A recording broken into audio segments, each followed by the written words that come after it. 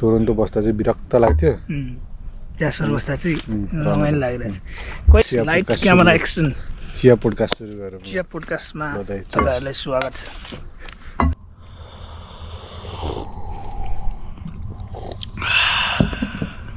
Plan भनेको चाहिँ यो विन्टरमा चाहिँ डिफ्रेन्ट लोकेसनमा बसेर चिया पकाउने चिया खाने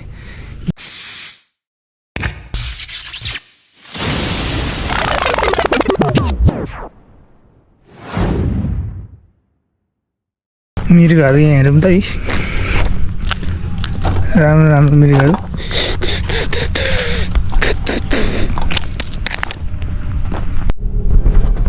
ल नमस्कार सबैजनालाई चाहिँ हामी चाहिँ चिया पकाएर खानुको लागि जाँदैछौँ बाहिर लेक एनेटतिर यहाँनिर जास्परको लेक एनेट भन्ने एकदमै रमाइलो ठाउँ छ त्यो अलिकति अहिले स्लो सिजन छ स्लो सिजनको बेलामा अलिकति कामहरू नभएको बेलामा साथीभाइसँग यसो एकछिन घुमेर एकछिन चिया पकाएर खाने भनेर जानु लागेको ल अहिले एकछिन देखाउँछु है त चिया पकाएको तपाईँहरूलाई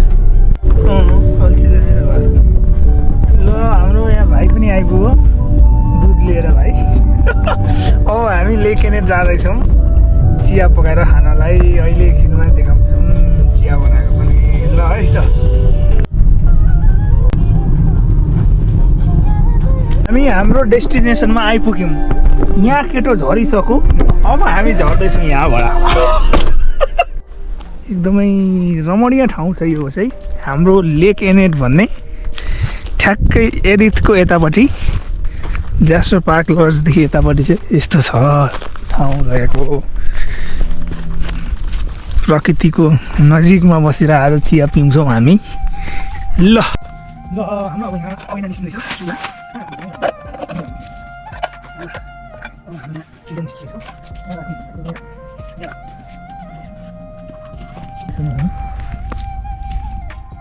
ल त अब हाम्रो चिया बनाउने काम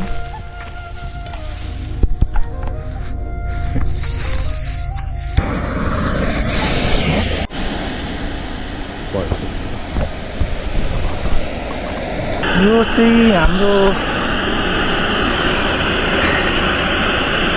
कहाँबाट हो यो कथाबासका फलबाट आएको यो चियाको रङ हो हाम्रो चिया पनि हुँदो प्लान भनेको चाहिँ यो विन्टरमा चाहिँ डिफ्रेन्ट लोकेसनमा बसेर चिया पकाउने चिया खाने यो हाम्रो उद्देश्य छ हाम्रो यो एकदम यस्तो दामी भ्युजको अगाडि चिया बनाउने चिया खाने अनि गफ गर्ने त्यही यसको हाम्रो अन्तिम समय हेरेर साथ दिनु होला हाम्रो अहिले चाहिँ चिया खवाई हुँदैछ चिया पियाइ हुँदैन चिया खवाई हुँदैछ हाम्रो यस्तो रमणीय ठाउँमा बसेर यो भनेको चाहिँ तपाईँहरूको जास्पर नेसनल पार्कको प्राङ्गणमा हामी अहिले छौँ अहिले हाम्रो सानो चियाको भलाको कुसारी हुँदैछ क्या शब्द छनौट अलिकति सिक्ने बेला भएको छ अलिकति होइन तातो चिया यस्तो मौसममा पिउनुको अर्कै रमाइलो मजा हुन्छ चिनी थप्नु पनि हो त चिनी थप्नु पनि हो र तिमी चिनी त्यस्तो साह्रो खासै त चाहिएन मलाई त पिउँछौ जस्तो त लाग्दैन चिनी होइन ठिकै छ चिनी त ठिक छ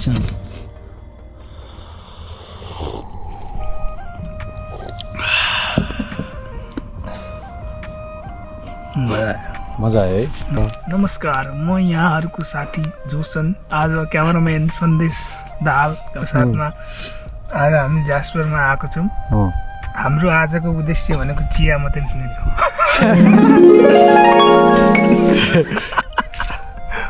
हो लाइट क्यामेरा एक्सन चिया पोडकास्ट सुरु गरौँ चिया पोडकास्टमा तपाईँहरूलाई स्वागत छ आज हामीसँग छ हाम्रो नेपालको सन्देश दाहाल भाइ सुपरस्टार सन्देश दाहाल भाइ तिमी कहिले आएको भाइ क्यानाडा बिर्सियो मैले कस्तो बिर्सियो डेढ वर्ष जति भयो 2023 कि 24मा आयो 24को गर्मीमा आएको कस्तो लाग्यो त नि क्यानाडा अहिले यतिन्जेल बस्दाखेरि कस्तो यतिन्जेल बस्दा अब राम्रो छ जास्पर राम्रो छ होइन टोरन्टो बस्दा चाहिँ विरक्त लाग्थ्यो ज्यास्पर बस्दा चाहिँ रमाइलो लागिरहेछ। कहिले आएको तिमी ज्यास्पर चाहिँ होइन? 6 महिना भयो, 6 महिना ठ्याक्कै 6 महिना अगाडि मेमा। 6 महिना अगाडि। ए त्यसो भने टोरन्टोभन्दा चाहिँ राम्रो छ ज्यास्पर। राम्रो छ। म ज्यास्परमा तपाईँभन्दा पुरानो बासिन्दा अनि जे होस्। म त भर्खरै आएको ज्यास्पर, अस्ति भर्खरै आयो। तपाईँ चाहिँ कति भयो क्यानाडा आउनुभयो? म आएको 2022मा आएको। 22 मा? 23, 24, 25, 26, 4 साल जाने बेला होला। जाने बेला भइसक्यो मेरो त।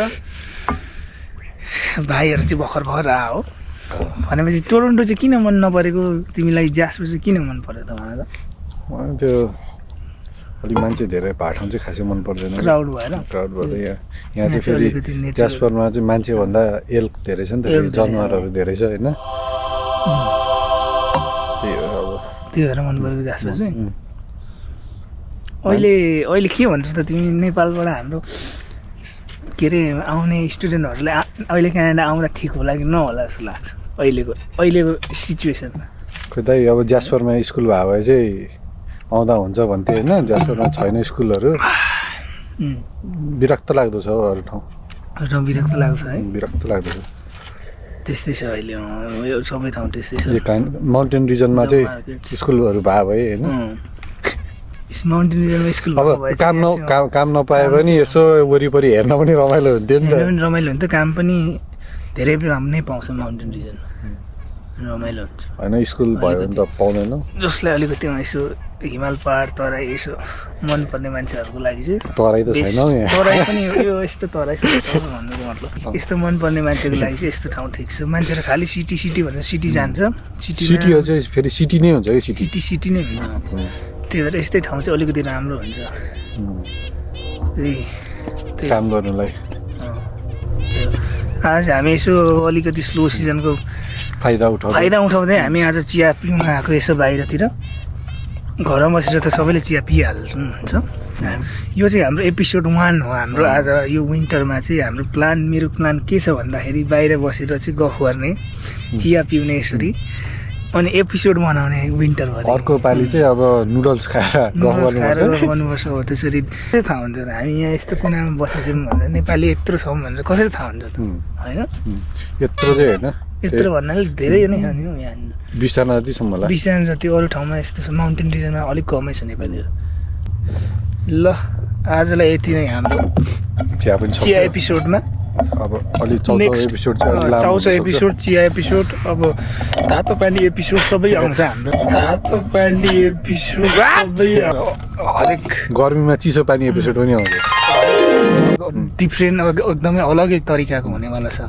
अनि धमाका हुनेवाला एक्साइटमेन्ट हुन्छ, एकदम एक्साइटमेन्ट हुनेवाला छ। स्टे ट्युन हाम्रो एकदमै बेल आइकन पनि थिच्नु पर्यो क्या, गरेर नोटिफिकेसन आउने बित्तिकै। यस्तै कुराहरू एकदमै फरक ढङ्गको फरक शैलीको हाम्रो भ्लगिङहरू हुनेवाला छ आउने दिनमा। अब स्नोबोर्डिङ सुरु हुँदैछ, त्यसको अलगै छ अब कहानी। त्यही हो, सपोर्ट गर्नु होला, सब्सक्राइब गर्न नभुल्नु होला। अरू कुरा भने हामी चिया पिउँदै गफ गर्छ आउँदो दिनमा। ल यही भ्युजको साथ बाई बाई भन्न चाहन्छु। धन्यवाद। माउन्टेन गाईलाई लाइक सब्सक्राइब सेयर गरिदिउँ है।